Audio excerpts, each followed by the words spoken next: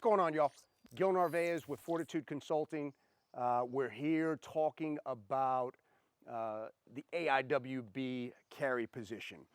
Specifically, what we're going to be discussing with the AIWB carry position is going back into the holster. So we're here, we've come out, we've done some good work, and we decide that we need to go back to the holster. Let's talk about how we do that properly and appropriately in order to avoid some pitfalls.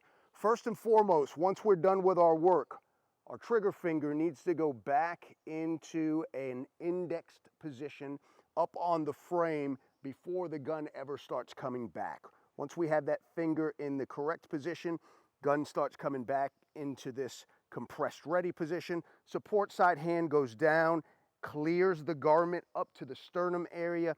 We're going to go ahead and level the gun out like this. We're going to take the left side of the frame as a right-handed shooter, if you will, and we're going to go ahead and touch the outside of the holster with either the slide muzzle or, if you've got a weapon-mounted light, with the actual weapon-mounted light.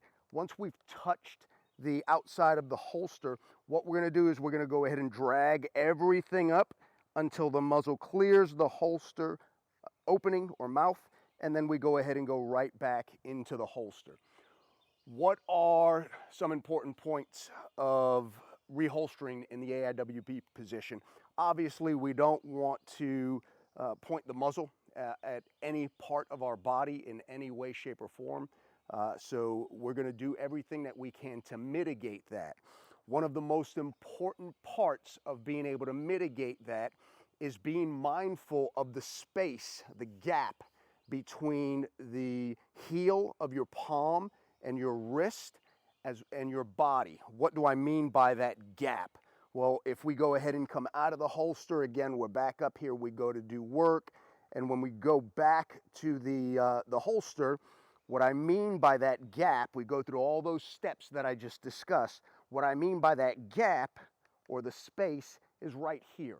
I want to keep the inside of my wrist and my palm connected to my torso and my body the entire time that the gun is lifted up in order to clear the holster and go back into the holster without actually muzzling myself or my body. How will this potentially cause problems for us? Well, I'm going to go ahead and get a demo gun, if you will, or my SIRT pistol, and I'm going to go ahead and use that in order to show you exactly what it is I mean. Let's get back into how what we're doing applies to mitigating potential problems that you may end up incurring holstering in the AIWB position, right? So we're out here. We've gotten some good work done. We've decided that we want to go back to the AIWB position. We're going to use that process that we just laid out. Make sure our trigger finger is indexed appropriately. We clear the cover garment. We tap the outside of the holster with either the muzzle or the end of a weapon-mounted light. We ensure that we don't have any space whatsoever between the inside of our wrist, heel of the palm, as we drag the gun up. Once it clears, we go right back in. Why is it we are ensuring that we don't have any space? This is the number one issue that I see with holstering from the AIWB position. It's not the only one, but it is the number one problem that I see with holstering from the AIWB position. What we'll see people do is we'll actually see people try to orient the muzzle directly into the holster with space between their arm and their body, and what we have a tendency of seeing is we actually see people do this right here. As you can see at that angle, I'm literally pointing the muzzle of the firearm directly at my pelvis area. Not a good look whatsoever.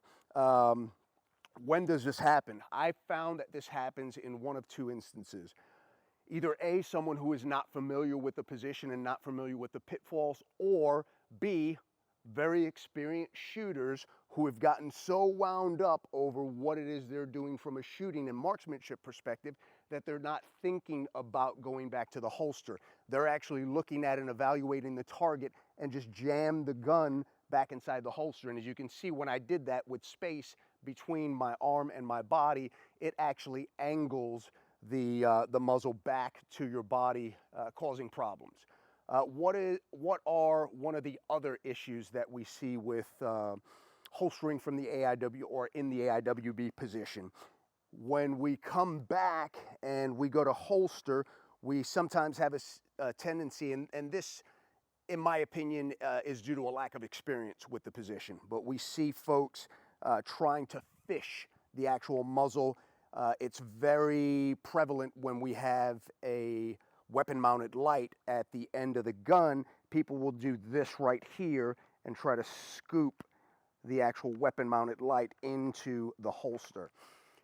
That's obviously a problem for anyone that might be on the left side of you, because when you do this right here, you are literally muzzling everything that is off to your left side. So those are the two things that we are looking to mitigate by utilizing the system that we've put in place. So as you come out to train with us, whether it be for a private training session through our personal training program, or if you come out to an open enrollment course that involves you carrying in the AIWB position, whether that be an RDS class, performance class, or our actual AIWB course, this is one of the things that we need you to be very, very cognizant of, and it is absolutely a requirement for you to continue participating in the training for your safety, for the safety of your fellow participants, as well as the folks who are running the class. So I hope that helps really clarify exactly the process that we expect to see when we are working with someone in the AIWB position. Any questions, any comments, feel free to hit us up and let us know, and we can do some clarification. Thanks, y'all. Remember, train, prepare, prevail.